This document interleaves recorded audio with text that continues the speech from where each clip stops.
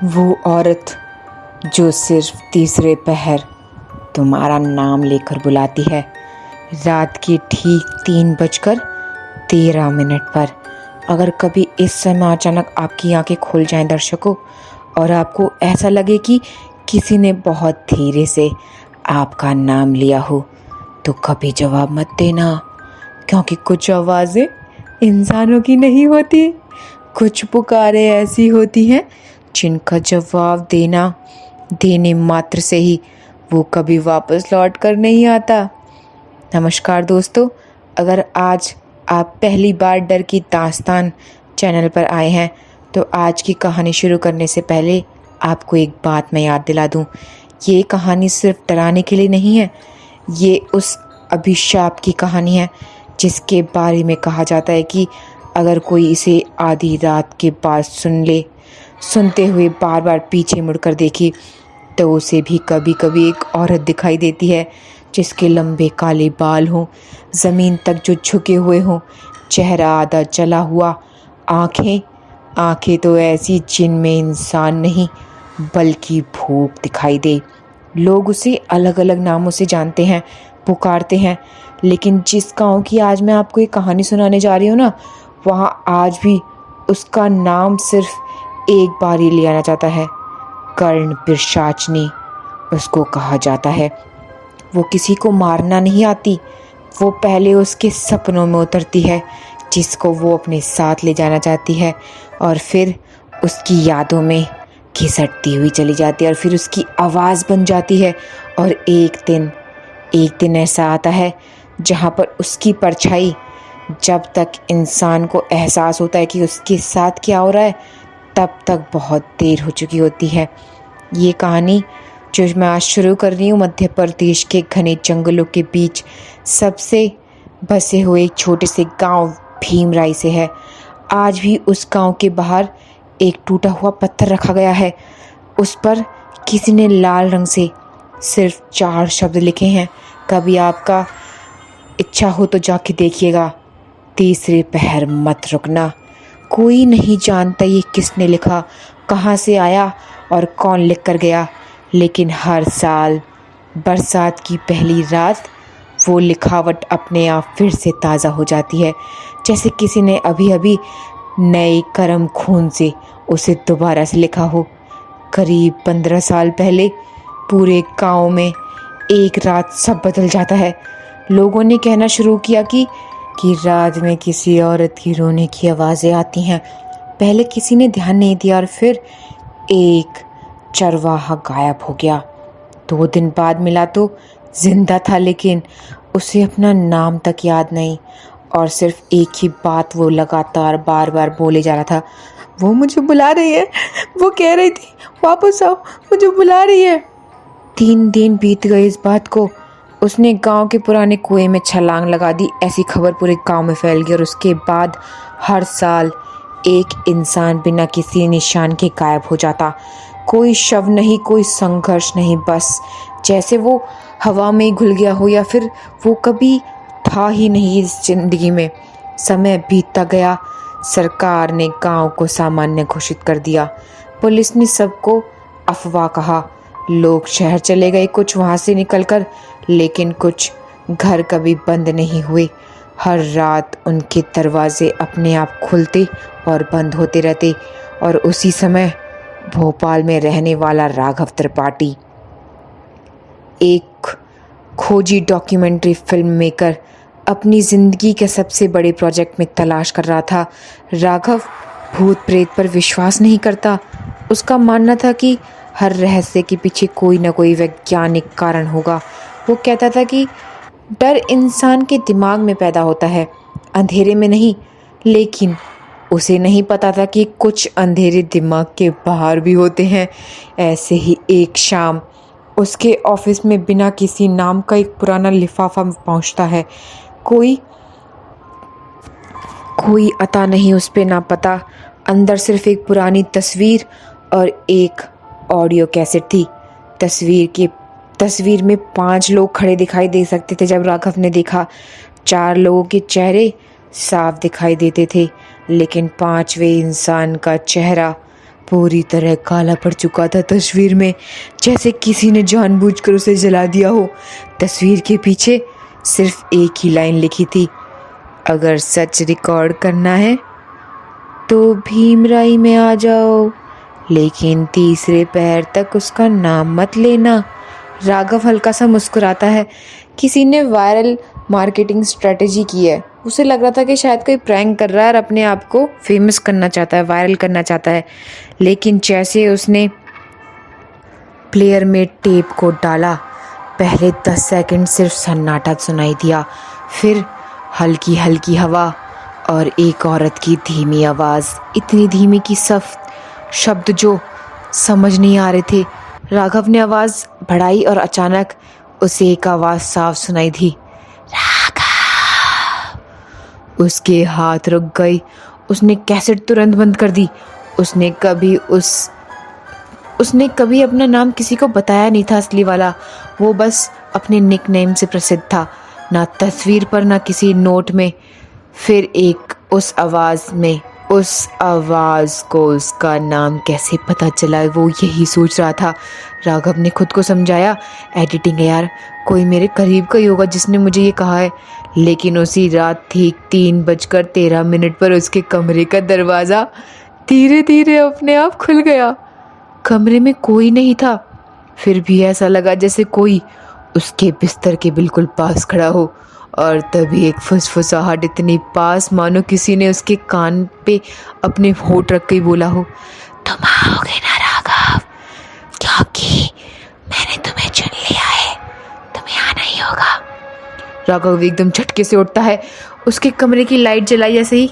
सब कुछ light on होने के बाद सामान्य था, लेकिन फर्श पर जहाँ कुछ पल पहले कुछ नहीं दिखाई दिया, गीली मिट्टी से बने नंगे पैरों के निशान दिखाई दिए। अचानक से, अकस्मात, वो निशान कमरे के दरवाजे से शुरू तो होते हैं और सीधे उसके बिस्तर तक आते हैं और वहीं अचानक गायब हो जाते हैं। राघव जैसे ही वो निशानों को देखता है, उसकी धड़कन पहले से बहुत तेज होने लगती है, एकदम बुलेट ट्रेन की तरह। उसे लगा शायद ये किसी की शरारत है, लेकिन उसे बिल्कुल अंदाज़ा नहीं था कि ये तो वो सिर्फ शुरुआत थी, क्योंकि उस समय भीमराई गांव के पुराने बरगद के नीचे किसी ने मिट्टी में राघव का नाम लिख दिया था और उसके ठीक पीछे एक और नाम उभर आ रहा था, जिसे गांव वाले कई वर्षों तक जोर से बोलने की हिम्मत नहीं करते। वो नाम कुछ और नहीं, वो नाम था कर्ण पिशाचिनी। बारिश की रात जब पहली बूंद विंडशील्ड पर गिरी तो राघव ने कार की रफ्तार को धीमा किया। सामने दूर तक फैली सड़क काली पट्टी की तरह जंगल को चीरती जा रही थी। दोनों ओर साल और सागौर के घने पेड़ इतने ऊंचे थे कि दोपहर की रोशनी भी नीचे तक नहीं पहुंच पा रही थी। आसमान बादलों से घिरा था और हवा में गीली मिट्टी की वो गंध थी जो सामान्य दिनों में सुकून देती है, लेकिन आज उसमें कुछ मिला हुआ था, कुछ ऐसा जिसे राघव पहचान नहीं पा रहा था। उसने कार के डैशबोर्ड पर रखा ऑडियो रिकॉर्डर ऑन किया और वो बोलता है, डॉक्यूमेंट्री लॉग, दिन 1। मैं राघव त्रिपाठी, आज मैं मध्य प्रदेश के भीमराई गांव में जा रहा हूँ। पिछले 15 सालों से इस गांव के बारे में कई कहानियाँ मैंने सुनी हैं।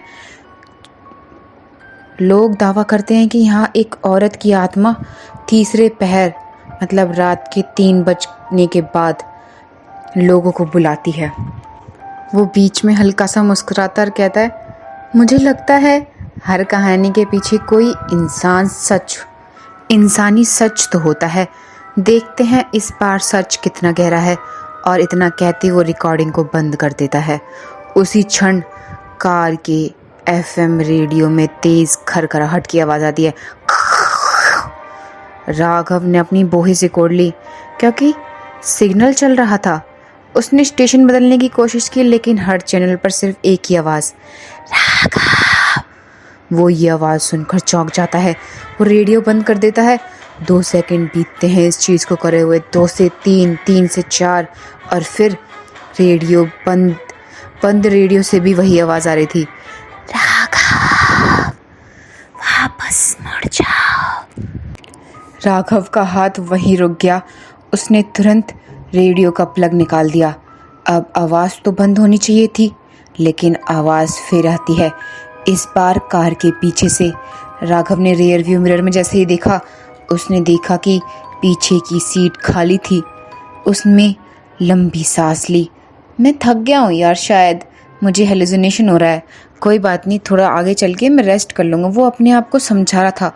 उसने खुद को ही अपने सांत्वना देने की कोशिश की, लेकिन उसी पल रियर व्यू मिरर में उसे एक क्षण के लिए किसी औरत की धुंधली परछाई दिखाई देती है, जिसके लंबे बाल थे, सफ़ेद कपड़े और झुका हुआ सिर।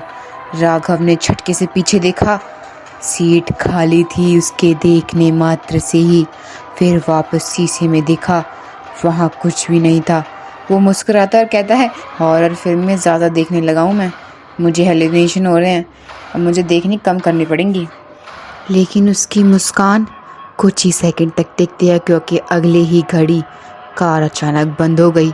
इंजन से एक अजीब सी कराहने की सी आवाज़ निकल रही थी और थोड़े देर बाद सब शांत हो गया। जंगल के बीच चारों तरफ सन्नाटा, सिर्फ बारिश और हवा। राघव ने कई बार चाबी घुमाई, लेकिन कुछ नहीं हुआ। उसने बोनट खोला, सब कुछ उसने चेक किया, लेकिन सब कुछ तो ठीक था। और वो अपने आप से कहता भी है, यार अजीब है।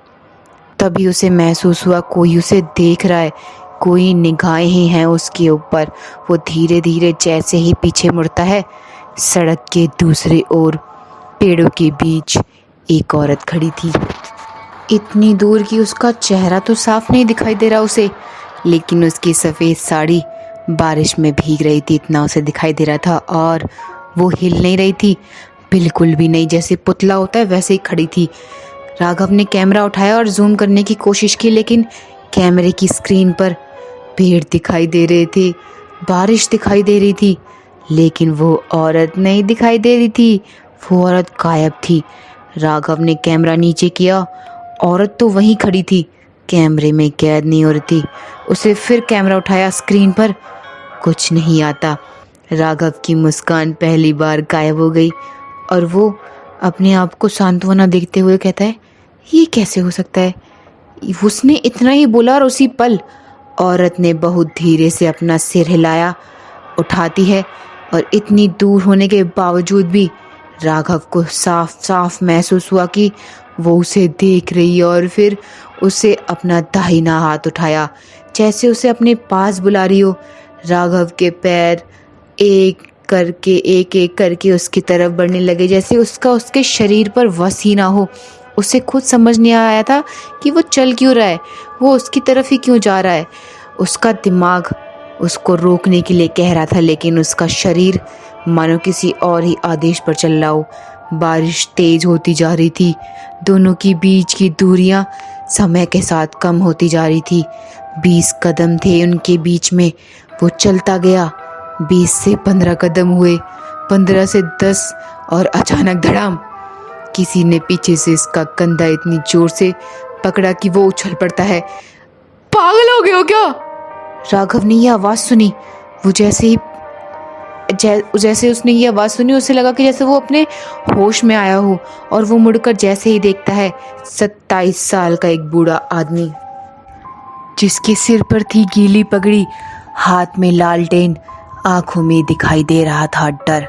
उधर क्यों जा रहे हो? राघव ने पीछे देखा, जहां पर वो अभी चलता जा रहा था, वहां पर पहले जो औरत खड़ी थी, वहां कोई नहीं खड़ा, सिर्फ एक गहरा काला दलदल था। अगर वो 2 कदम और आगे बढ़ता ना, तो शायद सीधे उसी में गिर जाता और किसी को पता भी नहीं चलता और उसकी मौत हो जाती। बूढ़े ने उसकी बाह कसकर पकड़ी और बोलता है, चलो चलो यहाँ से। लेकिन वहाँ पे कुछ नहीं है, वहाँ पे चलो। बूढ़े ने उसकी बात काट दी, और अगर था भी तो चलो यहाँ से, उसका नाम मत लेना। राघव उसकी बात को समझ नहीं पा रहा था, लेकिन उनकी इस हरकत को वो कुछ समझ पा रहा था। और वो कहता है, आप कौन है?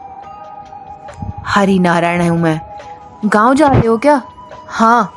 बूढ़े ने कुछ सेकंडों से देखा और फिर धीमी आवाज में बोलता है, तो एक बात याद रखना, भीमराई में सूरज डूबने के बाद अगर कोई तुम्हारा नाम लेकर बुलाए ना तो कभी जवाब मत देना।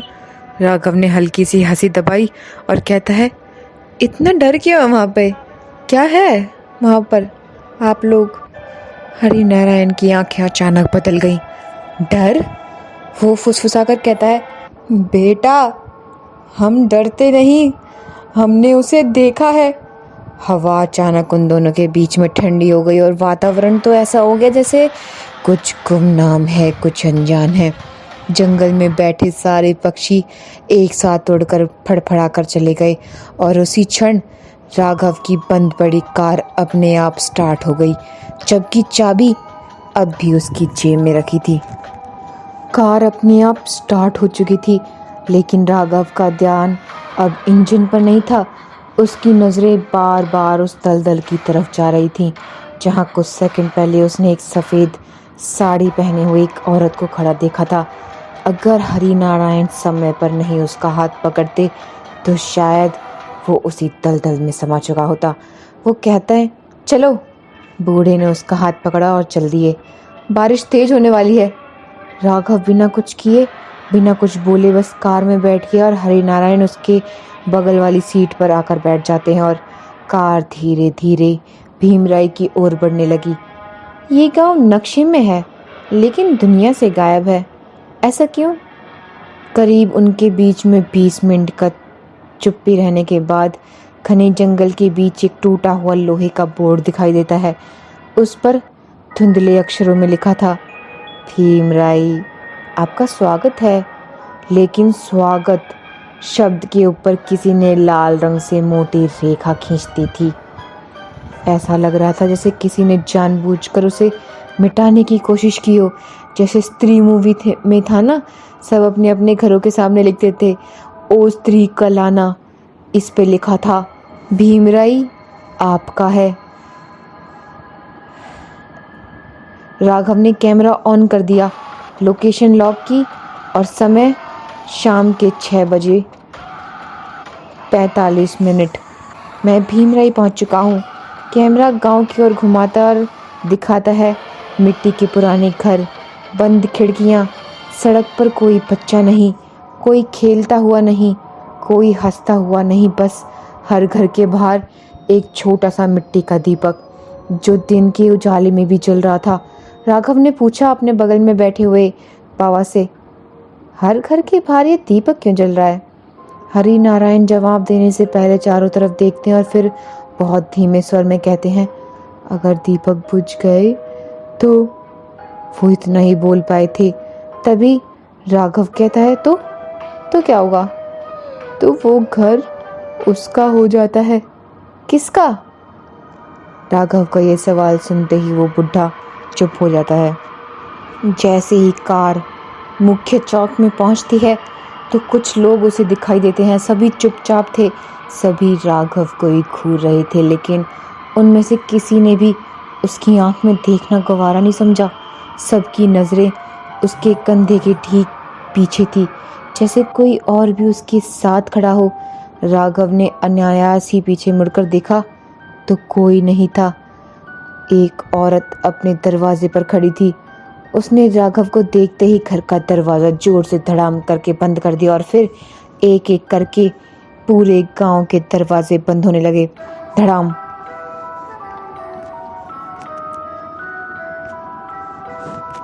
धड़ाम। पूरा गांव कुछ ही सेकंड में सुनसान हो गया, जैसे कब्रिस्तान। राघव ने कैमरे की ओर देखा। अजीब स्वागत है, लेकिन उसके चेहरे की मुस्कान अब बनावटी थी। हरि नारायण उसे गांव की एक पुरानी सराय तक ले गए। मिट्टी और लकड़ी से बने 2 मंजिल इमारत। दरवाजे पर धूल जमी थी। ऊपर एक टूटी हुई तख्ती लटक रही थी और उस पर लिखा था, शांति निवास। विडंबना ये थी कि उस जगह पर शांति जैसी कोई महसूस ही नहीं हो रही थी। कुछ अजीब सा खालीपन सा था, कुछ खौफनाक। अंदर एक दुबला पतला आदमी बैठा हुआ दिखाई दिया। करीब 55 वर्ष का होगा वो आदमी, जिसके चेहरे पर थी थोड़ी झुर्रियाँ, आंखों के नीचे काले घेरे। और वो कहता है, हरि नारायण बाबा, ये है दामोदर, आज की रात यहीं रुकोगे तुम। दामोदर ने रजिस्टर आगे बढ़ाया और कहते हैं, नाम लिखिए इसमें। राघव ने पेन लिया, रजिस्टर लिया और अपना नाम लिखा, राघव त्रिपाठी। जैसे ही उसने पेन छोड़ा, दामोदर का चेहरा पीला पड़ गया। उसने रजिस्टर झटकते अपनी ओर खींच लिया और कुछ ही सेकंड तक वो उसके नाम को घूरता रहा और फिर बोलता है, तुम्हें किसने बुलाया? किसी ने नहीं बुलाया मुझे। नहीं, झूठ बोल रहे हो तुम। राघव हंस पड़ता है। मैं डॉक्यूमेंट्री बनाने आया हूँ। दामोदर काका ने सिर हिलाया और कहता है, यहाँ लोग घूमने नहीं आते, उन्हें बुलाया जाता है। सराय की कुल 8 कमरे थे, लेकिन दामोदर ने केवल एक चाबी उठाई, कमरा नंबर 7 की। राघव ने पूछा भी, बाकी कमरे खाली हैं, है ना? तो फिर वहीं क्यों, यही नंबर क्यों? दामोदर ने बिना उसकी ओर देखते कहा, बाकी कमरों के दरवाजे रात में अपने आप खुल जाते हैं। राघव उनकी ये बात को सुनकर अजीब सा अंदर ही अंदर मुस्कुराने लगता है और ज़्यादा ना बहस करते हुए कहता है, ठीक है। वो चाबी पकड़ता है और सीढ़ियाँ चढ़ने लगता है। तभी दामोदर ने पीछे से आवाज़ दी, अरे सुनो। राघव मुड़ता है। अगर रात में 3:13 पर कोई दरवाज़ा खटखटाए ना, तो खोलना मत। क्यों, क्या हुआ, कौन आएगा? दामोदर की आवाज़ कांप रही थी और वो कहता है, क्योंकि उस समय मैं आ जाऊंगा। कमरा जैसे ही वो देखता है, राघव, कमरा काफ़ी छोटा था और पुराना पलंग, लकड़ी की अलमारी और दीवार पर एक टूटा हुआ आईना। राघव ने कैमरा ट्राइपॉड पर लगाया और रिकॉर्डिंग करता है और कहता है, दिन 1, रात 8:10। अब तक गांव वालों का व्यवहार सामान्य नहीं था। सभी लोग डरे हुए दिखाई दे रहे थे। संभव है कि यहाँ कोई सामूहिक मनोवैज्ञानिक प्रभाव का परिणाम हो। वो जैसे जैसे बोल ही रहा था, उसके कैमरे की स्क्रीन 1 सेकंड के लिए झिलमिलाई। उसने सोचा कि शायद उसके कैमरे की बैटरी ख़त्म हो रही है, फिर ढीली होगी, लेकिन रिकॉर्डिंग जारी रही। कुछ मिनट बाद उसने कैमरा बंद किया और रिकॉर्डिंग देखने लगा। पहले सब उसे सामान्य सा दिखाई दिया और फिर एक फ्रेम वो देखता है जिसमें उसका खून जम गया। एक फ्रेम में आया जिसमें उसका खून जमा दिया। रिकॉर्डिंग में उसके पीछे आईने के सामने एक औरत खड़ी दिखाई दी, लंबे बाल, सफ़ेद साड़ी, सिर झुका हुआ। लेकिन राघव को याद था कि उस समय कमरे में कोई नहीं था। उसने घबरा कर पीछे देखा, कमरा खाली। फिर वीडियो देखा तो वीडियो में वो औरत उसके पीछे खड़ी थी। उसके हाथ कांप रहे थे। ये कैसे संभव है? ये संभव नहीं है। लेकिन उसी समय आईने में उसे कुछ हिलता हुआ दिखाई दिया। उसने सिर उठाया, आईना खाली था, लेकिन वीडियो अभी भी रुका हुआ था और स्क्रीन पर वो औरत अब सीधे कैमरे की ओर देख रही थी, जैसे उसे पता था कि कोई उसे देख रहा हो। बारिश फिर शुरू हो चुकी। राघव ने तय किया सुबह सबसे पूछताछ करेगा। वो लेट जाता है, अपने इस ख्यालों को दबाते हुए अपने दिमाग में। पता नहीं कब नींद आ गई और ठक ठक एक हल्की दस्तक। राघव की आंख खुलती है। कमरे में अंधेरा था। उसने मोबाइल देखा, 3:13 हो रहे थे। उसे दामोदर की बात याद आ गई, दरवाज़ा मत खोलना। फिर दूसरी ठक ठक, लेकिन इस बार बहुत धीमी आवाज़ में। राघव। वो चम गया। आवाज़ बिल्कुल उसकी माँ जैसी थी। बेटा तू सुन रहा है? दरवाज़ा खोल राघव। ये कैसे हो सकता है? उसकी माँ तो भोपाल में थी। फिर वो आवाज़ आती है, मैं बाहर हूँ, बहुत ठंड लग रही है। राघव दरवाजे की ओर बढ़ा, हाथ कुंडी पर पहुंचा ही था और तभी उसे हरि नारायण की बात याद आई, अगर कोई तुम्हारा नाम लेकर बुलाए तो देखना, तो दूर जवाब भी मत देना। उसने हाथ पीछे खींचा, कमरे में सन्नाटा छा गया। फिर दरवाजे के नीचे बनी पतली दरार से धीरे धीरे लंबे काले हाथ अंदर आने लगे, अंदर सरकने लगे।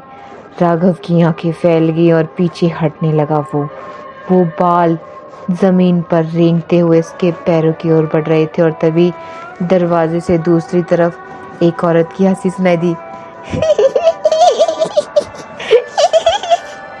राघव ने कांपते हाथों से कैमरा उठा लिया और रिकॉर्डिंग बटन शुरू किया, लेकिन जैसे ही कैमरा दरवाजे की ओर घुमा, हंसी बंद हो गई और बाल भी गायब हो गए और फिर वहां पर गहरा सन्नाटा छा गया। सुबह होने पर राघव ने रात की रिकॉर्डिंग देखने के लिए कैमरा खोला।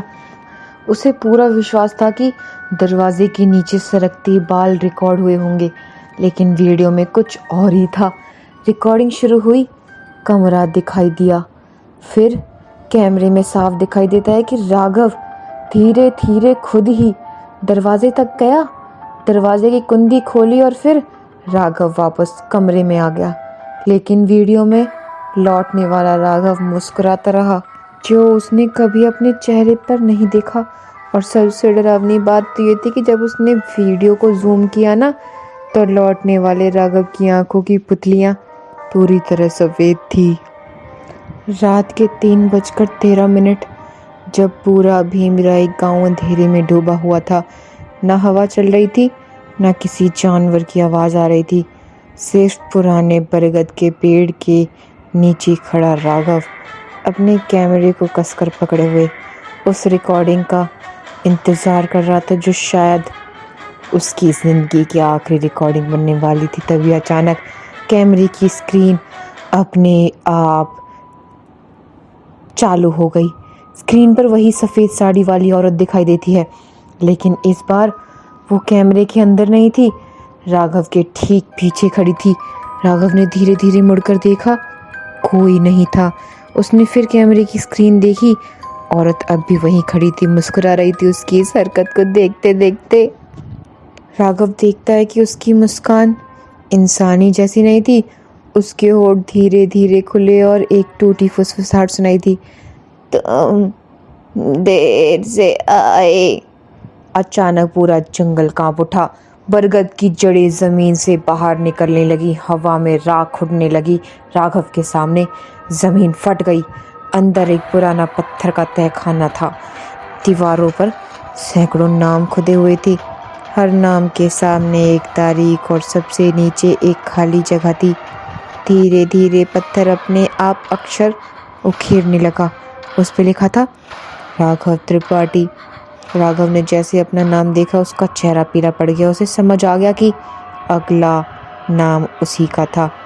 तभी पीछे से हरिनारायण की आवाज़ आती है, राघव कैमरा बंद मत करना। राघव ने पीछे देखा, हरिनारायण के हाथ में भी वही पुरानी डायरी थी। उसने आखिरी फटे हुए पन्ना राघव की ओर बढ़ाया और कहता है, उसमें देखता है, वो डर से नहीं मरती, वो भुला दिए जाने से कमज़ोर होती है, और सच को सामने लाओ, अभिशाप टूट जाएगा। उसी पल राघव को सब समझ आ गया। वर्षों पहले इस गांव में एक निर्दोष स्त्री पर झूठा आरोप लगाया गया था। भीड़ ने उसे चुड़ैल कहकर जिंदा जला दिया, उसकी मौत कर दी गई। और वो कोई और नहीं, जो आज की डेट में सब उसे कर्ण पिशाचनी कहते हैं, वो ही है। और वो राघव के ज़रिए अपनी कहानी सबको बताना चाहती है। लेकिन क्या राघव इस कहानी को पूरा कर पाएगा, या फिर उसका ज़रिया बन पाएगा, या फिर उसका भी अंत हो जाएगा जैसे बाकी सब लोगों का अंत हुआ?